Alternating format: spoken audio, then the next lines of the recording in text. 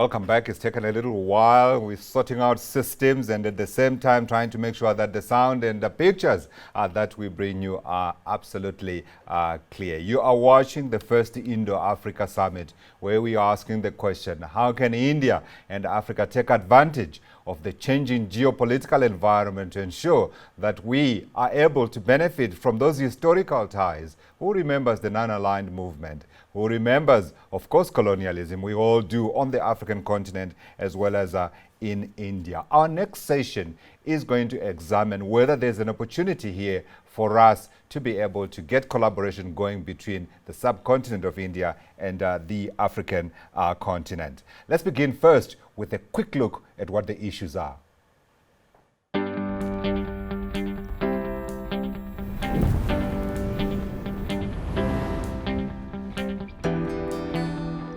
At a time of global challenges caused by COVID-19 and a changing geopolitical landscape, a resurging India and a rapidly progressing Africa can provide a boost to South-South cooperation. Already in 2018, India's Prime Minister Narendra Modi highlighted a vision for bilateral and multilateral partnerships between India and Africa, and that during a state visit to Uganda. This panel will explore the strengthening of political ties between India and countries on the African continent.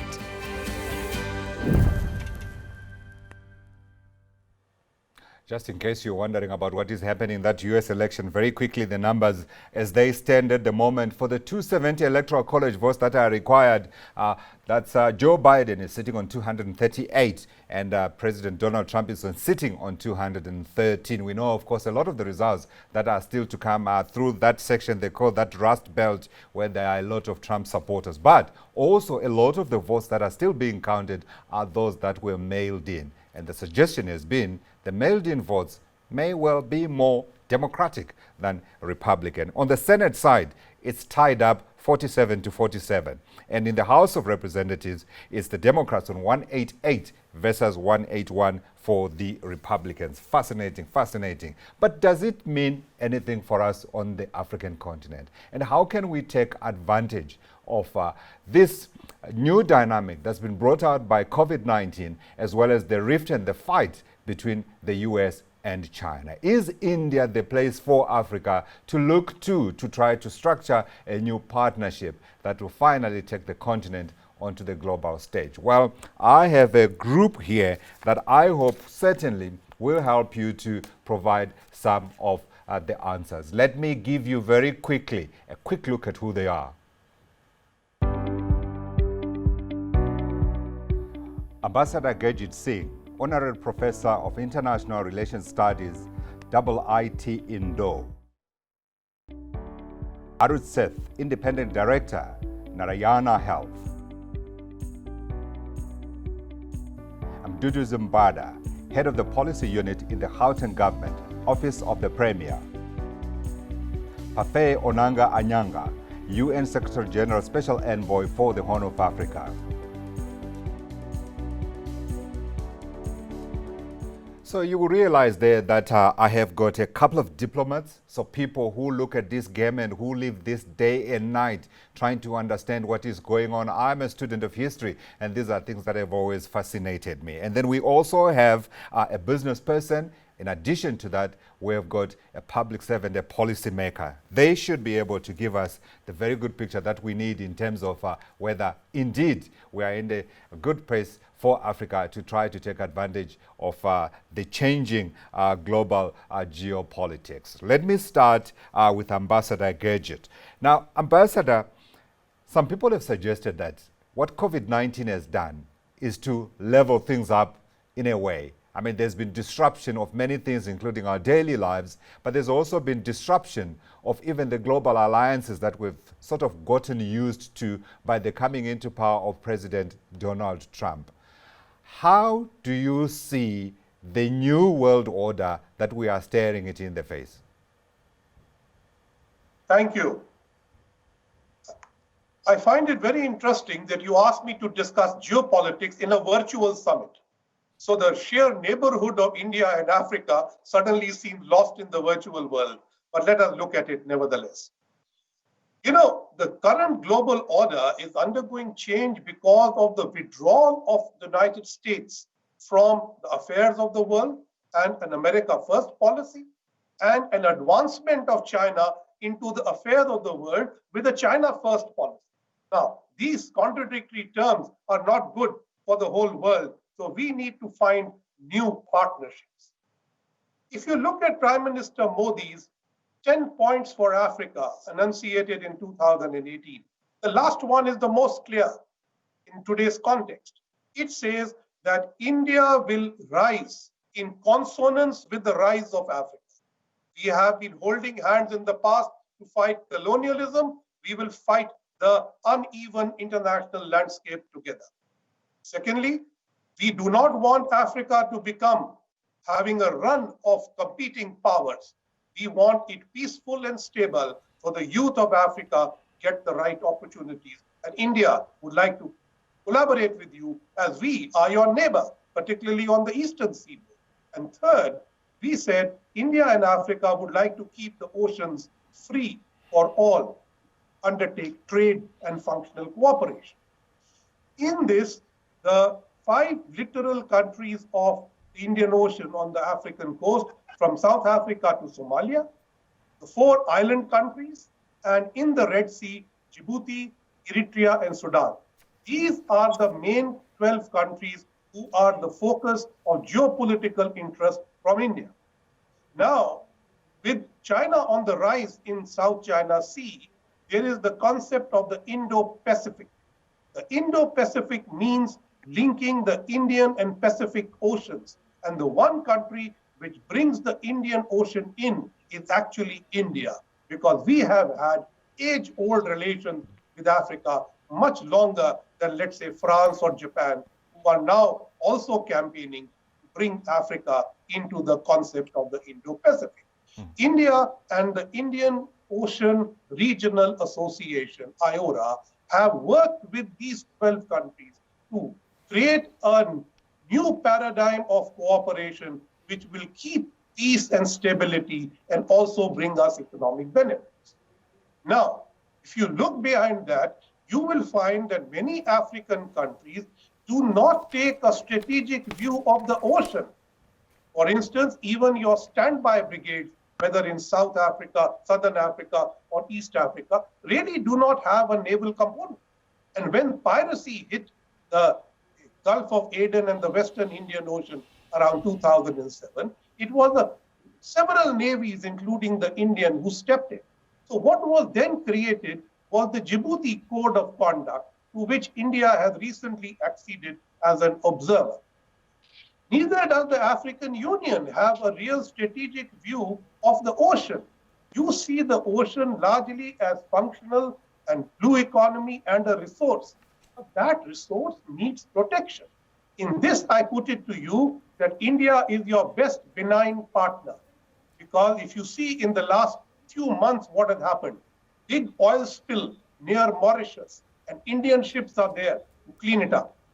Storm and typhoon in Madagascar and Mozambique, and Indian naval ships were there providing succor. And right now, an Indian naval ship is providing food relief in Port Sudan and will also visit Djibouti. So you see, the Indian naval power is used to establish friendly relations with our brothers and neighbors in Eastern and Southern Africa. How do we build on this? I presume that will be the subject of the economic segment. But I would like to say one thing. Sure. The Africa Continental Free Trade Area is the largest trade development since the founding of the WTO in 1995. If the Regional Comprehensive Economic Partnership in Asia had come before it, that would have led. But India withdrew from RCEP. So when do we expect the Africa Continental Free Trade Area to reach out to India to establish an FTA so that we as neighbors can trade much more and make sense out of our geopolitical closeness? Thank you for your time. Thank you very much, Ambassador, for those opening thoughts. I want to go to the other diplomat that we have on the panel, Pafe Onanga-Anyanga. He called himself, when we were chatting in the background, the Luo from Gabon, because the similarity of his name to a Kenyan name. He is the UN Secretary General Special Envoy for the Horn of Africa. Mr. Onanga-Anyanga, from your perspective, do you see this a partnership between Africa and India as a counterweight to some of the big global alliances that we know are there, but also as a way of trying to ensure that Africa does not get disadvantaged by the fight that we are seeing between the US and China, where interestingly, as the ambassador said, you have both a China first and US first policies? Well, thank you so much. And I will take it from where Ambassador left it. The strategic partnership between Africa and India goes, decades back. And this is, I've been forged over history, the same colonial, experience, and the same engagement in non-alignment, which really makes naturally India and Africa natural partners, beyond even the geographical closeness that link these two parts of the world together. And therefore, I would simply say that as far as Africa is concerned, it won't help the cause of Africa to enter into any competition, and rather Africa, for all its assets, for all the opportunities that it offers, could be a place where more partnership is needed. Definitely a strategic partnership with India, but not necessarily against any other partner, because Africa at the moment needs everyone. And what we can also say is that in the context of the new CFTA that Ambassador has just referred to, we do have indeed a different ballgame altogether.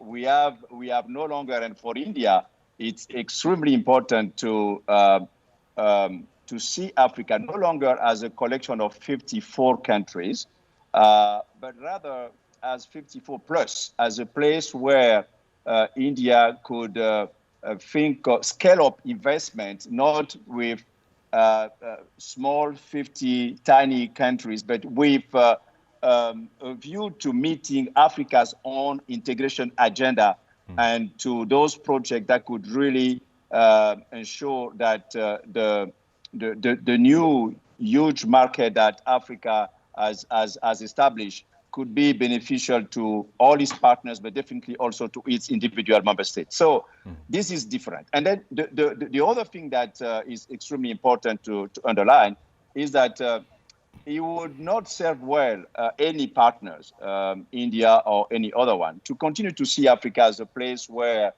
there could be a competition for raw material, which has for a long time justified the so-called scramble for Africa.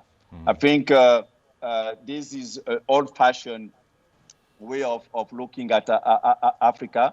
Africa needs to do today as many investment as possible. The CFTA has created a platform for partners to really see what could be opportunities for them and to invest in Africa.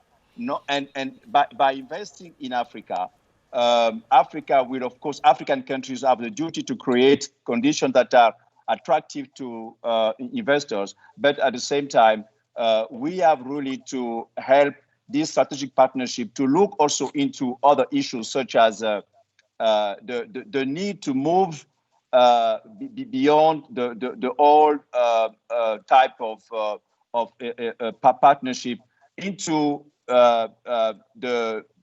what we can call the third industrial revolution, that would be fueled by digital economy. And this is an area where I do believe that India could indeed, for all the progress that it has already made in that domain, can help Africa bridge the digital divide. And this could be done so easily because you have already in Africa a number of countries that could be serious incubators. Like you take Kenya, you take South Africa, you take Nigeria. You can add the number, the names of those countries that are already prepared to engage into this digital economy. So therefore, I would see, and I like what the ambassador said on the Prime Minister Modi's vision of India that would rise in consonance with Africa. And this is where, indeed, I do believe that the similarities between the two countries, the two partners as such, when you look at the commitment to the sustainable development and Agenda 2030, which for Africa is Agenda 2063, when we look at issues of youth, these are two major partners with, what is usually called a huge bulge, but beyond a huge bulge, we need, to move into strategically designing strategies and policies that would be youth-driven, to think of the potential to innovate and lead the next steps that both Africa and India need. We have, major domains such as in agriculture. I mean, look at Africa's landmass; it's huge, which could really help become, the breadbasket for not only the continent, but really for the whole world. Thank you very much indeed there. I see you are emphasizing the fact that there is more that ties us together than anything that divides us. In fact, I didn't hear anything from your side that suggests that there might be things that prevent us from collaborating. So the commonalities that we spoke about at the beginning certainly are coming through. More opportunities to work together for the common good. Let's move on the conversation and hear the voice of business. Mr. Seth, you are in private business. Do you get excited when you hear these messages of perhaps an opportunity that's not been taken advantage of that could be accelerated with greater commitment from the politicians? Thank you very much. Since you started with giving an update on President Trump, all I'd say is whoever wins, the US-China thing will continue. It's only a question of somebody being undiplomatic and somebody being diplomatic. I have a lot of diplomats here, so I'm making that comment. But it's not going to change the status. It's not going to change the status at all. So I think that's a given. And therefore, the India and what Ambassador said and my other colleague said, we must cooperate with each of us because the commonality is not just the fact that we were under colonial rule. The fact is that we have so many people below the poverty line. And the growth which has happened in the Western countries, the inequality must be addressed, to my mind. Otherwise, we will have revolutions. And the pandemic has shown certainly some of that we must cooperate on medical. I heard Minister Goyal talking about how I sit on the board of a very major pharmaceutical company of India also, and also a major hospital. By the way, my company has a hospital in Cayman Islands, and we would love to open a hospital in Africa. So I think there's so much cooperation that we can do because to provide succor for our people in terms of agriculture, as my other colleague said, and the digital revolution, which I represent because I'm from the telecom and IT industry, we can actually create growth with lesser inequality. That's the power because we can reach, and Africa, for example, Kenya invented the M-Pesa. So we should work together on software where we can definitely work together to alleviate poverty, to create agriculture, and to empower people with education. Certainly online education has become the imperative today. So if we work on that, we can actually teach our people who are out in the rural areas all the skills they need to be gainfully employed. And my last point in that is that unlike some other countries which come and import a lot of people to create and don't create local jobs, the way. Oh, we seem to have just lost him at that point where he was making the point about some countries that come and work with you but don't create local jobs. And I was going to press him and say, tell me, who is it? But we'll get him back and I will get his thoughts so that he can complete that sentence. Let's move on and take in the fourth of our panelists, Mr. Mdudu Zimbada, who is head of policy unit in the Gauteng government of the premier of Africa's richest province, and certainly the biggest contributor to GDP in South Africa. Mr. Mbada, from your perspective, I'm hearing collaboration. Does this suggest that perhaps Gauteng is missing a little opportunity here by perhaps not looking too east, but not that other east, but this other nearby east, as in India? Thank you very much. Gauteng, in fact, has got already a lot of agreements with a lot of big cities in India. Delhi, Hyderabad. We're now trying to finalize with Mumbai. The reason why we have to do that is because, as you correctly said, we look at Gauteng as the economic hub of the SADC region, in fact, as the gateway to the SADC region, and therefore all the big companies that want to invest in the continent, we think Gauteng is best located to do that. But also we work very, very closely with cities. And I think we must also look at Africa and the rest of India from a city's point of view, because cities are the new growth areas. Cities are the new areas where you could zoom into a specific economic sector. Two critical sectors for us will be the pharmaceutical, ICT, and I think the third one will be agriculture. So what can we do together in the continent and India to make sure that we invest in these three critical sectors of the economy? Whether you want to build a hospital, as Mr. Seth is saying, we need companies to come and invest in that, because during the COVID-19 pandemic, we realized that our response to the pandemic needed a lot of partnership, both in terms of the domestic companies, but also foreign direct investors. So I think Indian companies and firms are quite well placed to be able to make a contribution in that space.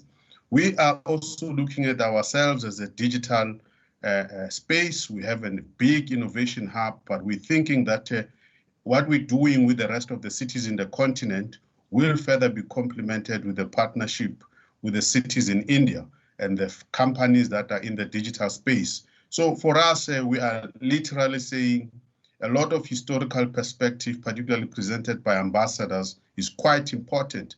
Our task as the current leaders and generation is to get into action and say to ourselves, we have had NEPAD, we've got AU, we've got Agenda 2063. What does that mean practically? What does it mean to have an India that's rising and Africa that's rising? We've got a dividend of youth. What investments are we making to the growth of our young people? Women are at the forefront, or should be at the forefront of our investments, so that indeed we can solve the problems of poverty, unemployment, and inequality as the biggest factor that is rising globally. And this rise of inequality globally is as a result of a lot of populist and other unacceptable conducts in some of the parts of the Western world. So we are of the view that we really have an opportunity as Africa, as India, to really take forward, I think, what our great leaders would have wished us to do, to look at ourselves as humanity, but look at ourselves as the people that will, when the West is facing these challenges, we rise and say to the rest of the world, we can bring about the necessary order and the necessary changes that will benefit all. And when I mean all, I mean irrespective of where you are, you are located geographically. We're working very closely with the African Development Bank as part of their high fives to make sure that we respond to the issue of feeding Africa, but also the issues of investing in the real resources of Africa and the rest of the world, which is people. Thank you very much. I thank you very much indeed for your contribution. I'm going to play devil's advocate here and suggest that the cost of healthcare, particularly in South Africa, is very high. And I'm hoping that perhaps today or perhaps tomorrow there will be a phone call from Mr. Seth going to the Premier's office to talk about opportunities of coming in and introducing more competition in the health sector. I think that certainly is one of the themes as well that the Minister spoke about when he spoke about the cost effectiveness of Indian products. And I think we all know that there are other industries where we can mention. Right, let's move on. I want to explore now, if I can go back to the ambassador, I want to explore the issue of the structures that will be required to speed up or to enable more trade and cooperation and collaboration between India and Africa. Do we have those platforms, Ambassador, in place, or do we need to create other ones? Added to that is, of course, the issue of whether we do that at a continental level or at a bilateral level. Thank you.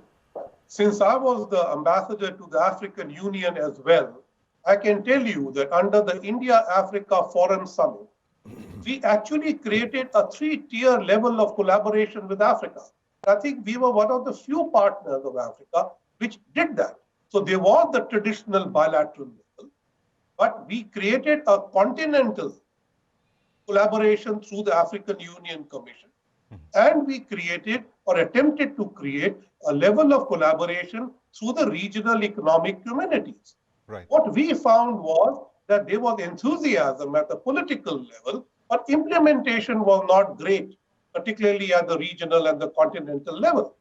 Now, there were certain things, for instance, we talk about ICT, but in 2009, we implemented what is called the Pan-African E-Network project, in which India opened in 47 African countries telemedicine and tele-education facilities, which worked for 10 years till 2019. And the reason they were 47 is because the last 7 countries never signed on. Otherwise, we were happy to do the program with them as well. The second thing was that there were certain projects which we offered due to geopolitics. For instance, a medium-range weather forecasting platform for Eastern and Southern Africa, which would link with India. There was no African country who came forth through the African Union to take that on. Similarly, we wanted to promote civil aviation. After all, when you are geographically close by, it's not only the Navy, but it is civil aviation which can link you. And India offered to establish a civil aviation training academy at the Pan-African level. But unfortunately, the AU accorded that to host to a country which had no civil aviation tradition.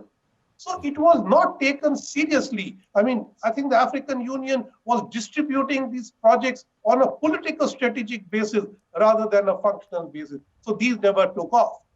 Having said that, I still believe that in order to bring together trade and commerce and investment, I have mentioned that the Africa Continental Free Trade Area must reach India, must outreach to India and say, let's do something together. But I think civil aviation links must open directly between India and Africa. Ethiopian Airlines runs regularly, but several other airlines, South African, Kenyan, Rwandan, Tanzanian, Seychelles, Mauritius, have been given rights, but they never could hold them for long. As a result, the boom in the economic engagement between India and Africa has actually been taken advantage of by the Gulf Airlines, whereas actually it should be Indian and African airlines who should need to develop a more cogent partnership. So I think, and if you hear all my other panelists today, sir, you will realize how difficult it is to discuss geopolitics between us. We all want to discuss economics, but we don't want to discuss geopolitics. We seem apprehensive that Africa will be dragged into competition. But sir, you are already dragged into competition. There are 21 ports in Africa that China is developing. How many have you given to India or Japan and a conglomerate? So I want to tell you that India and Japan, for instance, are together working on the Asia-Africa growth corridor. And we would like to give you an alternative view to the Chinese way of doing things, We are not saying don't work with China. Yeah. We just want to reduce your debt stress and give you a conception of quality infrastructure. All we need is openness in our African countries to work with us. Wow. I call that cash talk. Thank you very much, Ambassador, for opening some of our eyes to some of these things that perhaps we might not have been aware of. I mean, when you consider the fact that we have said there's nothing that separates Africa from India in terms of looking for common interests, it then becomes astonishing that those opportunities have not been taken advantage of. Let me get Mr. Onanga-Anyanga to contribute his thoughts on that, and then we get the views of Mr. Mbada and Mr. Seth, if we can have him back. But let's begin with Mr. Onanga-Anyanga. Well, what I can simply say is that, as usual, the devil is in the details. And what the ambassador has just described is certainly an expression of the difficulties to put into action a clear strategic vision and what we all agree will be beneficial for both sides. Don't forget, as we just said, that Africa is in a process of strengthening its partnership, and the CFTA, the African CFTA, the Comprehensive Trade Agreement, was passed just the Continental Trade Agreement was just passed recently. It has entered into force. The Secretariat is now actively working in Ghana. I do believe that will come from the alignment of what the CFTA provides and what NEPAD has been designing for a long time as Continental Global Project. This is the area where I think key partners of the continent have to come and meet Africa. But the reality is you will continue to have 54 countries, with each country trying to develop its own infrastructure. But what is really strategic, and this is why I really urge, I hear you, Ambassador, when you call the CFTA to meet India. I think it has to go both ways. And it will be more beneficial today for India to look at Africa through that continental angle. Which one are those projects that really could be catalysts for helping Africa also meet its own strategic objectives that are precisely to strengthen its integration through its 5 regional economic commissions. And this is the new blueprint for Africa's development. So I would say that whereas these bottlenecks were present in the past, I do believe that the future offers more opportunities, and this is where I would strongly encourage India to engage the mechanisms, the structures that Africa has put in place to make them your entry point for this strategic partnership to develop further. Over. Yeah.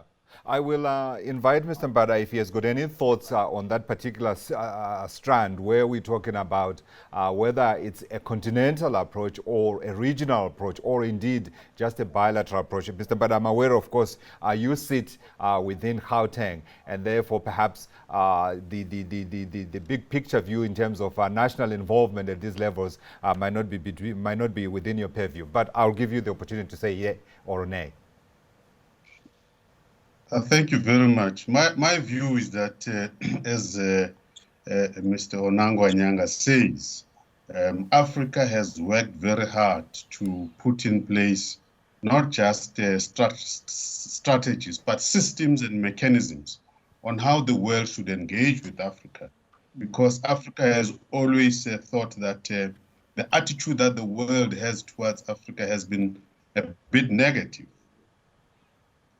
And I think the investment right from the formation of the AU, subsequent the launch of the strategic role in the continent, in the world, and therefore those who want to trade, who want to work with the continent, have got to appreciate those structures, albeit the fact that some of these structures might not assist in terms of the speed in which you want to make the interaction, but it is important to use those as critical entry points. But I think the most revolutionary thing that has happened in the continent is the CFTA. Yeah. To a very great extent, when you see how we are repositioning just trade between the continent, cities and the countries in the continent, is an appreciation of what I consider to be critical competitive edges that exist in the different, I'm using cities because I'm of the view that if we were to just get into Kenya and appreciate the level of creativity, innovation in Nairobi, how can we make that the innovation that can contribute to the growth of the continent? Sure. And therefore, you will be able to see that if you want to come into the continent, you've got to acknowledge that the continent is equally moving.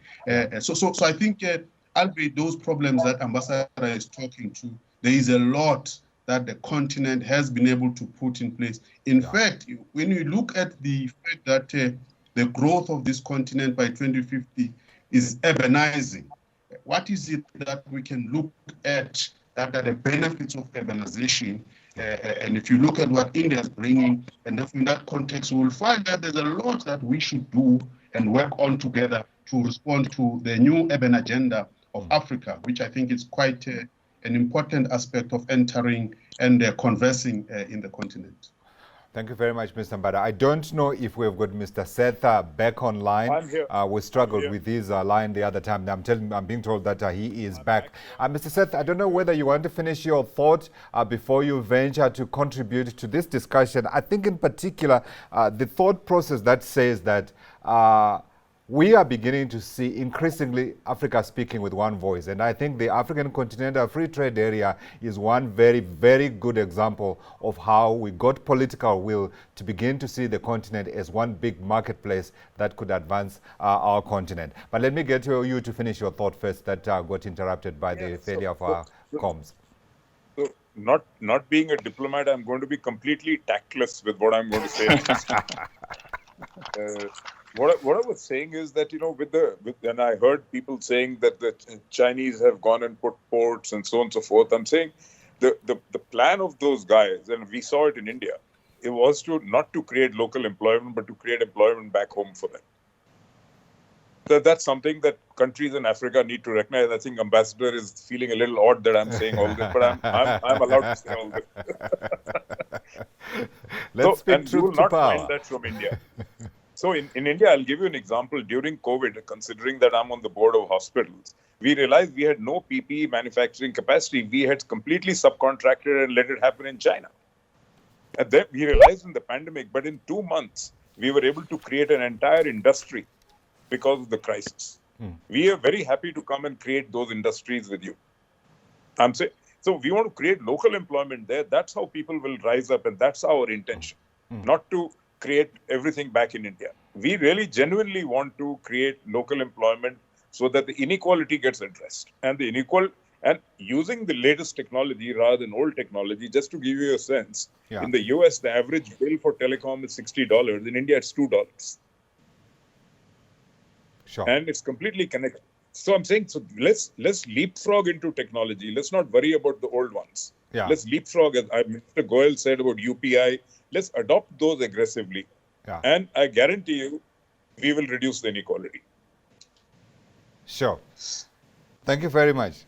Thank you again for being frank and opening up perhaps what might be, shall we say, tender subjects.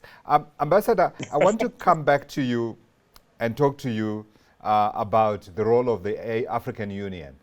What does the African Union do at this juncture?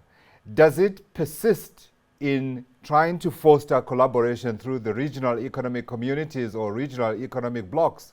Or does it take the creation of an office perhaps at the AU level in Addis Ababa to effect this idea that we're suggesting that perhaps its day has come, that there be more collaboration and cooperation between Africa and India?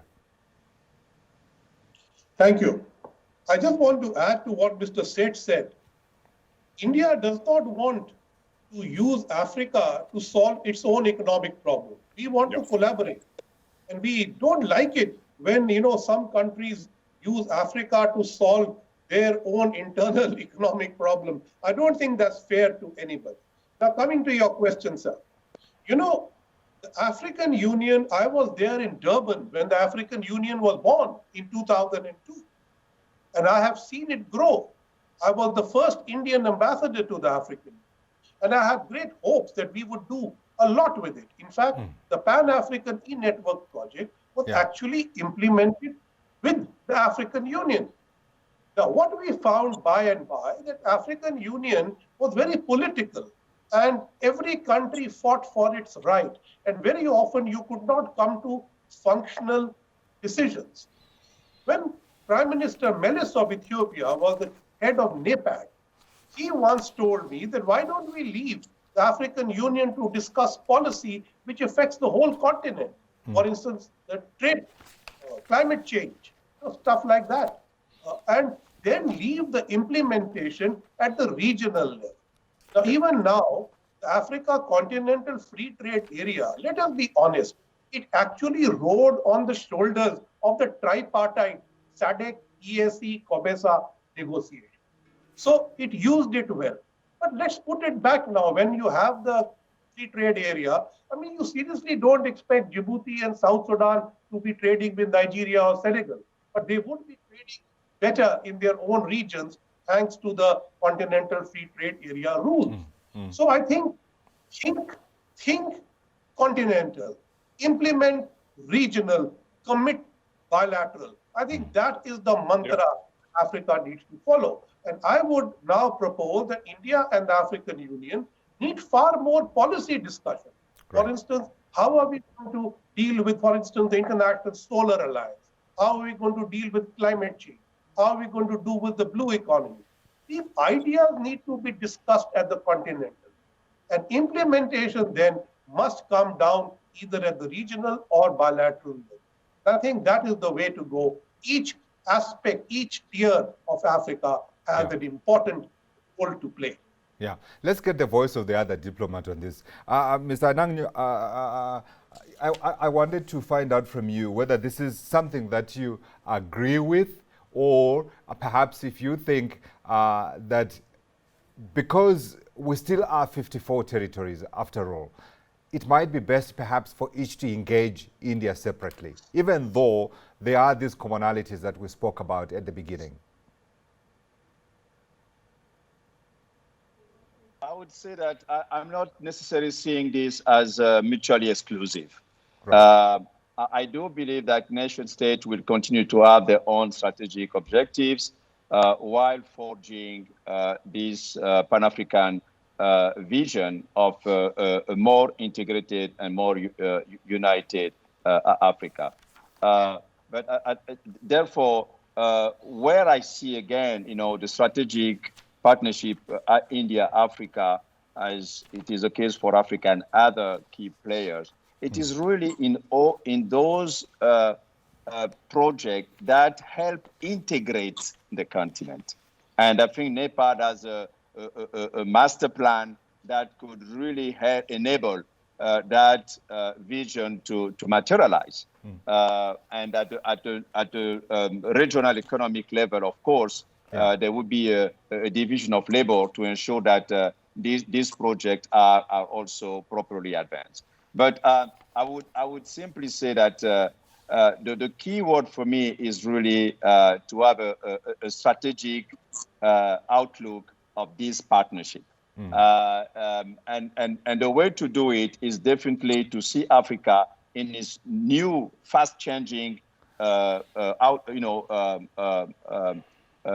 nature, and to see how key players like India in those areas, the digital revolution or economy, depending how we call it, in agriculture, in addressing the issues of youth, women's empowerment, and the existential challenge of the whole world that is really on issues of climate change. This is where I would see this partnership being and seeing India and Africa speaking with one voice into ensuring that we put enough pressure to ensure that the global agenda for sustainable development is achieved, which means a people-centered approach. This vision has to be there. And as our friend Arun said, it's about ensuring that we move away with an economics model that is only putting profit before anything else. We can no longer, this isn't sustainable. We have to make sure that it is about people, it is about the planet, and it is, of course, it has to be also about profit, because there is no business if there is no profit. But it's about really ensuring that India and Africa partner to drive the movement towards the next revolution, addressing sustainable development in a way that is mutually beneficial to not only these two partners, but of course to the rest of the world. So this is where I see opportunities to create green new jobs for the kids, for our kids, and stop this absolutely horrific scene of African kids going to die along the Mediterranean Sea. This is not proper, you know, and this is where I see it's not only a responsibility for host countries, you know, for countries of origin, but for the entire partnership in a spirit of this common humanity, as our brother from Gauteng just mentioned. We have to change the way we do business. Otherwise, there will be a lose-lose equation. Yeah, let's go to Arun, because we need business, the voice of business here. This idea, Mr. Seth, that we perhaps should be pursuing an EPA, an economic partnership agreement between India and Africa. Does it appeal to you? And what are your thoughts on the Continental Free Trade Area? Is that a game changer for you when you hear people saying we are creating this huge market of more than $1 trillion, more than $3 trillion and 1.2 billion people? I completely agree in the theory that it's there. The question is, how will it be executed? Because it needs to be executed at country level. So that must be thought through, as Ambassador said, that the three-tier structure he suggested is one way to make it work. That we need to have finally at the bottom, not necessarily governments talking to each other, but business talking to business. That's if governments talk to government, it'll be. With no disrespect to anybody, it'll remain at policy level. But finally, when the rubber hits the road, it's got to be businesses talking to businesses. At a country level, because each country will have two, three things they need, 2-3 things they're good at. So you can't have one size fits all for the whole of Africa. That's my personal belief. So we need to go down to that level of detail, start with 2-3 things. As I said, I'll give an example what my friend here said. For example, I'm involved with a small company here in India, small company. And in India, and I'm sure this problem exists in Africa, most of the internet is on English, whereas 800 million people don't know English in India. Only 200 million people know English. Strange but true. So how do we get all those people empowered? So we have set up, this little company has set up 5,000 people in tier 2, tier 3, tier 4 towns, and they're doing the translation. They're earning money, and they're also creating content so that the information gets spread out. So, and this is how you create good jobs using digital economy, not in theory. This is how you do it. I want Mr. Mbada to respond to that and perhaps give you his thoughts, because I think it speaks to some of the challenges that we see. Often good policies enacted by governments, but failing to attract the capital that's required. Mr. Mbada, do you want to come in? Thank you very much. I think one of the things we need to appreciate with the impact of COVID-19 is that we are not resetting the pattern. And where should we reset the pattern is how we used to do things. COVID-19 is saying to us, we can't continue doing things in this way. So the current arrangement globally are not helping us to maximize the potential of the people. It's not maximizing the potential of our economies and the different sectors of the economy. So we've got to transcend beyond borders and just ignore these artificial borders, but rather ask the critical question. What is it that I can do together with a business in India Yep. as a business in Nairobi? What is it that I can do from a point of view of the creative industries as an important sector that brings people closer? Because part of the problem we are not learning from the fact that if you have the problems in the EU, it's because we put money and more profits and we didn't put people. So in the context of what we want to do between India and Africa, let's think about the people. What is it that people want to do? Let's think about the women. Let's think about the youth. And think about the fact that, as Ambassador was saying earlier, that if oceans are an important future in terms of interaction in the economy, so let's work on that. Let's not be bound into, I think, old constraints. So yes, policies do have unintended consequences, but I think if we reset the button and just move a bit step forward, we will realize that there is a lot more that we can do. There is nothing wrong, and actually Arun is correct, that if you look at the investment, if you bring a company to invest in South Africa, that company must help you get into an existing market. So we need to build domestic markets and strengthen them so that when the Indian companies come in, they partner with the South African companies, with a Namibian company, with a Nigerian company. But I also think, as my last point, Ambassador Singh, is that I think I don't have a problem with the city, with the provinces and sub-regional governments and the countries.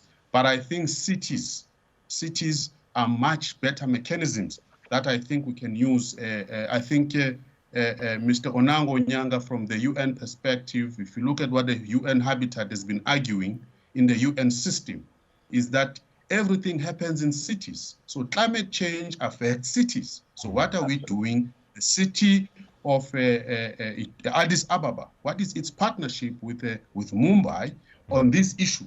And you'll find that it responds proper and it's a better way of dealing with issues, albeit the fact that they are national and global structures. Because if the US can undermine all the global structures that we've established, in fact, the world has been moving without the US, the WTO, and many other global global multilateral bodies. So, I do think that the future is quite different, and I think it's bright for India and Africa and the rest of the world. Yeah, absolutely. I want you gentlemen, all of you as well, to now concentrate your thoughts on the final message that you'd like to deliver here, because we're coming to the end of our webinar. I wanted Mr. Mbada, while he's still hot, to sum up his thoughts in terms of perhaps key takeaways for us in terms of how we can build this partnership. Honestly, we've been saying all along, yes, yes, yes, yes, yes. But how do we effect yes into practical policy changes on the ground that enable that collaboration that we're talking about? Mr. Mbada, I'm starting with you in terms of your final thoughts. Can we see the Indian flag in Addis Ababa on a SMME in Addis, working with an SMME in India on can we see an Indian flag on the Nairobi and in Rwanda, working on the ICT and the digital transformation as an important economy? So those are the practical things I think. If we don't do that, I don't think we will be practical enough to see these relationships going forward. We have a lot that we've done. We've signed a lot of MOUs. We now need situations to practically implement our agreements and really create humanity who work together. Sure. Mr. Seth?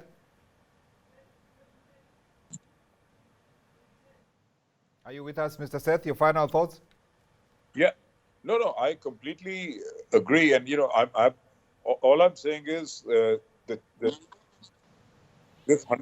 US-Chinese pact has given us a chance to reignite the India-Africa dialogue. And let us not lose this chance. That's all my thoughts are. And let's make it happen. Absolutely. That great reset, we need to reset and ensure that, as they say, we use this crisis when we use it well. Mr. Onanga-Anyanga?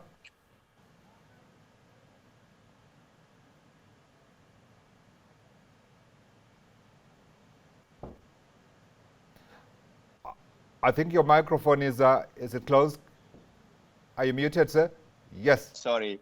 There we go. Yeah, I was muted. Yeah, thank you so much. No, simply to quickly share with my fellow panelists this Indian proverb that certainly Ambassador and our dear friend Arun know very well. That goes like this: don't blame it on the well for being too deep. It is the rope that may be too short. and I do believe that this applies well to our conversation today, a world in which we have these absolutely conflicting realities. What has happened to sound A again? world of many possibilities, human, technological, financial, and at the same time, a world that is faced with daunting challenges and which we seem to be overwhelmed with. So we really need indeed to draw the lessons from this unprecedented COVID pandemic to indeed reset the button and ask ourselves the deeper question as to what needs to change. But I must confess, between us, I've very little hope that we are prepared to draw the lessons from what we are going through. But we may be forced because we may not have a choice. And the new generations are looking at us and they're telling us, that they're faced with existential challenges that we cannot afford no longer to be deaf to the concerns because it's at the end of the day about the people, about our planet, and indeed about our friendship and partnership, which I believe must use the occasion to show to the world that something different is possible. Thank you. Thank you very much. Thank you very much, sir. Thank you. Ambassador, your final say in a minute or so. Thank you. I think the COVID crisis showed how India and Africa will stand with each other. Secondly, Africa's priorities will be India's priorities in the collaborative effort. Third, the Sustainable Development Goals, as mentioned, must remain the focus of our collaboration because that will bring us fulsomely into the current age. And finally, we should never forget that the private sector and civil society organizations must be encouraged to be an important part of the India-Africa cooperative agenda. Thank you very much for this very interesting discussion. Thank you very much, Ambassador, and thank you very much to all my panelists, Mr. Arun Seth, Narayana Health, and trustee NASCOM Foundation, Mr. Mdudu Zimbada, head of our policy unit in the Gauteng Government Office of the Premier, and Mr. Pafea Onanga-Anyanga, UN Secretary General Special Envoy for the Horn of Africa, joining us for this discussion where we're examining whether Mr. Trump, with his different type of politics, and of course also COVID-19, have given us an opportunity to perhaps look at a pillar that we had perhaps not paid as much attention as we should have done. Thank you for watching and thank you for joining us. Join us again when we speak next about the expansion of trade between Africa and India.